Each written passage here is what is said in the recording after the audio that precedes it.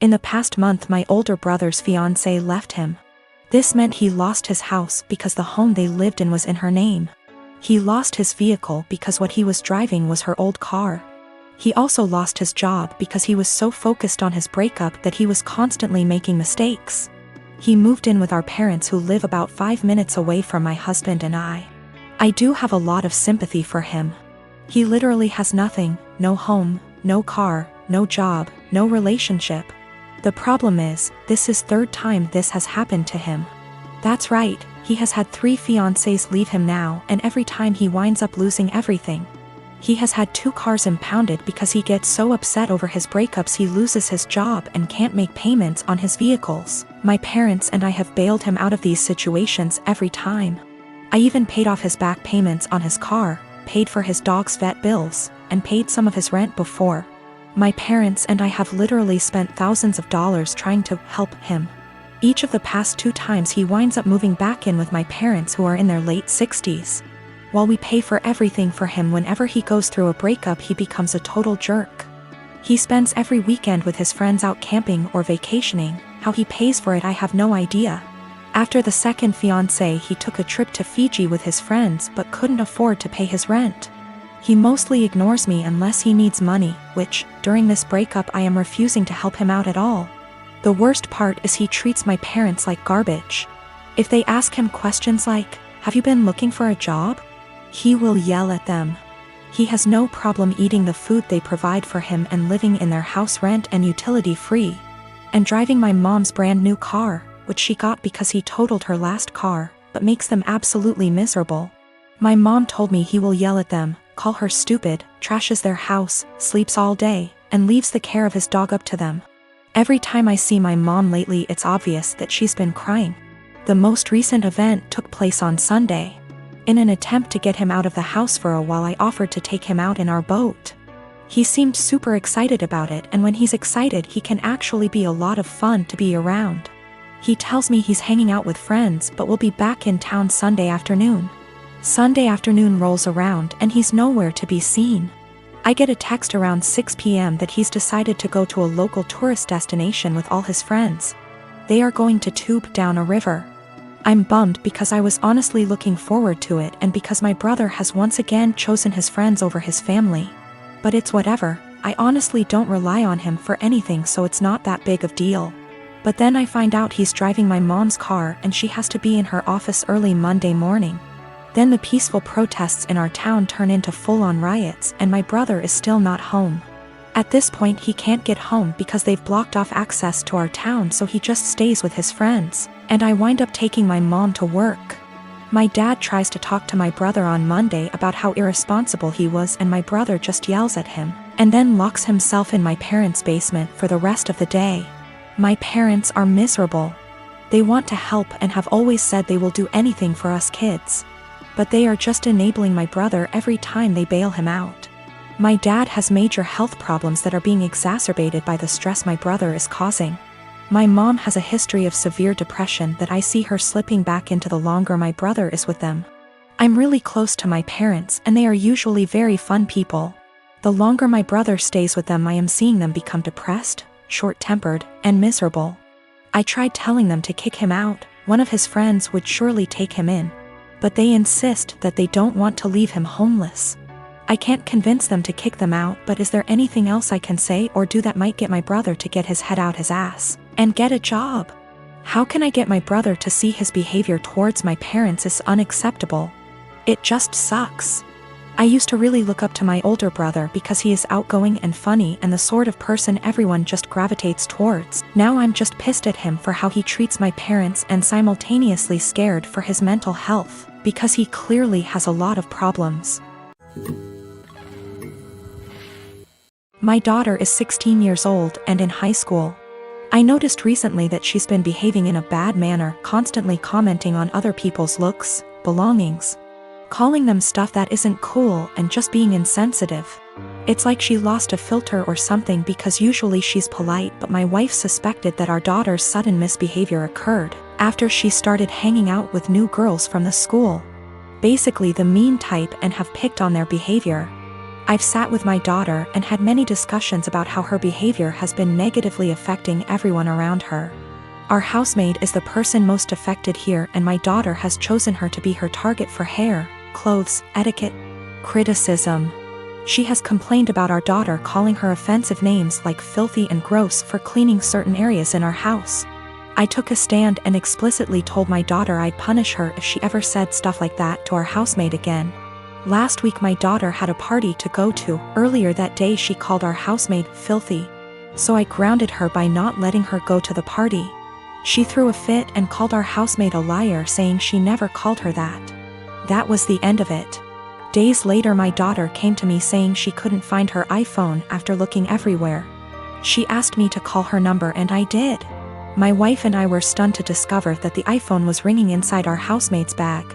I had in confrontation with her immediately and she denied and cried, saying she never touched the phone nor had any idea how it got there. I noticed my daughter calling her thief repeatedly, so I told her to stop and go to her room. I checked the indoor camera before continuing the argument and saw my daughter place her iPhone inside our housemaid's bag. I was livid. I apologized to the housemaid and gave her the rest of the day off. I then showed the video to my daughter and she was absolutely speechless. I said what she did was immoral and straight up offensive to tamper with that poor woman's livelihood over a petty party she couldn't go to. I told her she was grounded and will have to spend the night in the backyard. She is a germaphobe. But she cried, begging me to not make her sleep with the dirt, insects, and hot temp. I refused to discuss it or I'd make it 2 nights. My wife said I should go easy on her, but I said calling people filthy and accusing them of stealing wasn't okay. In fact, it was the absolute worst. I then went through with my punishment. The reason I chose this punishment was because of the fact that my daughter says she is a germaphobe and used this as excuse to insult others' hygiene and appearance. Our backyard has dirt and bugs in it, and this kind of things get her uncomfortable, but other than that the backyard is 100% safe. I believe it started when I was around 6 years old. My parents often had friends over in the house. I didn't know they were polyamorous OFC. One day I was outside playing, got hurt, and when I ran inside caught my parents making out with some random guy.